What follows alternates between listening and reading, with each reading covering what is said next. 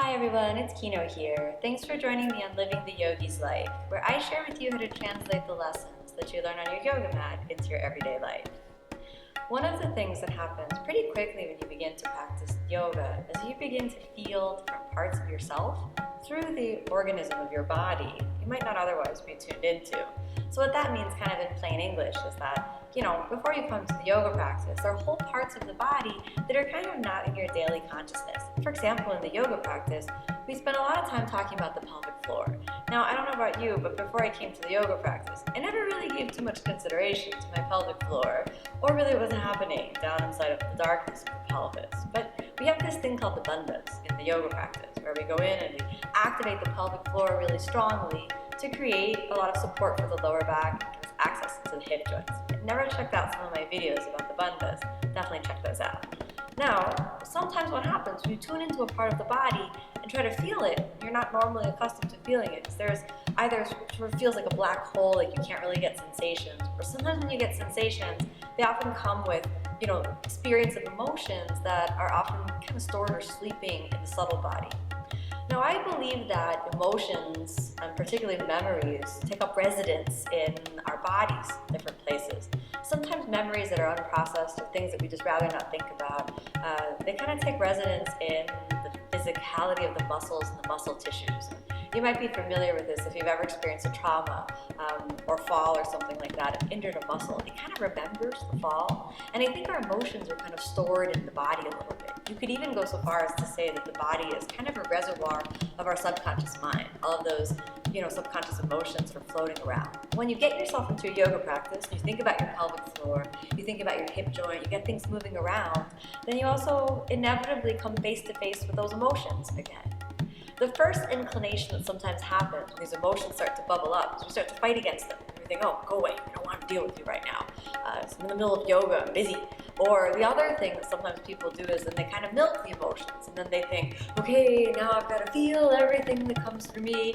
I'm crying, I'm really angry, I'm sad, and then you you fuel the emotion. Then the Ashtanga Yoga method, we try to cultivate the equanimous mind.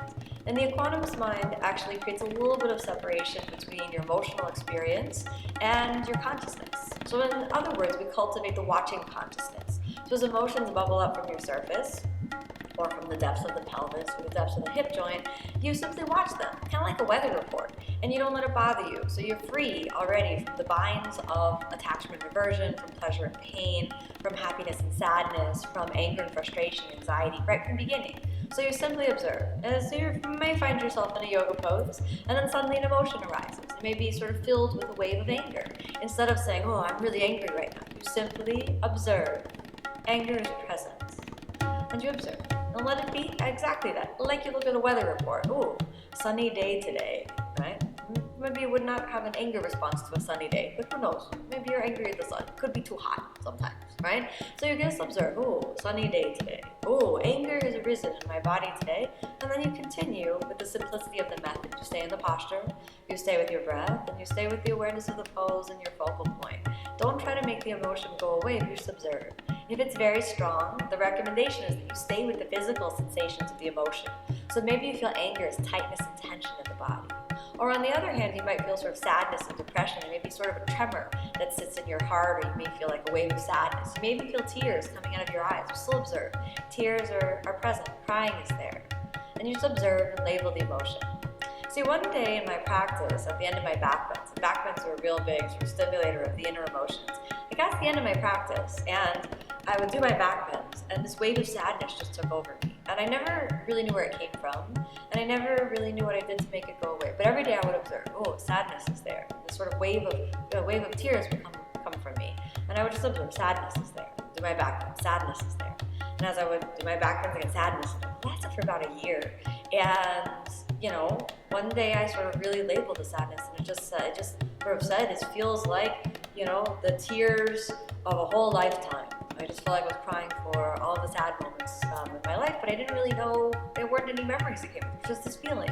So I just observed it, and I wasn't bothered by it, and just kept on going. Each day I cultivated the equanimous minds, and I just observe sadness and these deep tears, and one day it was gone. I did my back cleansing. One day it wasn't there. Now, I think that what goes on when these emotions bubble up is that they're actually being purified. So essentially what we're looking to do is to create a clean and pure body and mind. So the quality of our thoughts, both on the conscious and on the subconscious level, are really pure and clear. The only way that that can happen is if we go through and we feel everything. So if you have stored sadness, you have stored anger, frustration, anxiety, you have these triggers in your emotional body. The yoga practice will go through and it'll sort of search out all of these triggers so that you can feel them. And as soon as you don't react to them, you cultivate the equanimous mind. You get a tool that makes the mind stronger and a tool that gives you freedom, moksha. It's the Sanskrit for liberation, right in the moment. So that when sadness is there, it's no longer taking you down. You no longer have to go down into a depression, down into a dark hole. You can rise above it. And you can find your equanimous mind. You can be steady and strong in the face of whatever emotions are presented to you. You feel a wave of anger. You don't need to give in to that. Act out on it. You get all angry and enraged and take action based on anger. Instead, you can just move.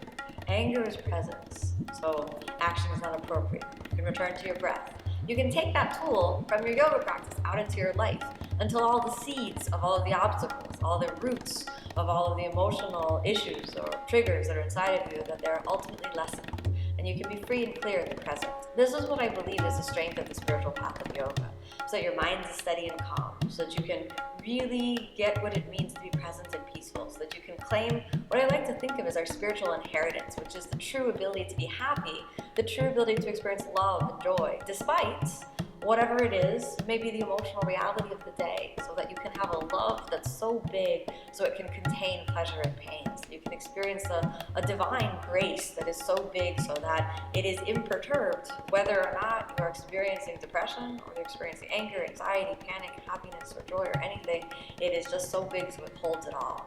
This is the true strength in the yoga practice. So remember that next time you get a little triggered, next time you're feeling some intensive emotions in your life or in your yoga practice, that the tool for freedom is the equanimous mind.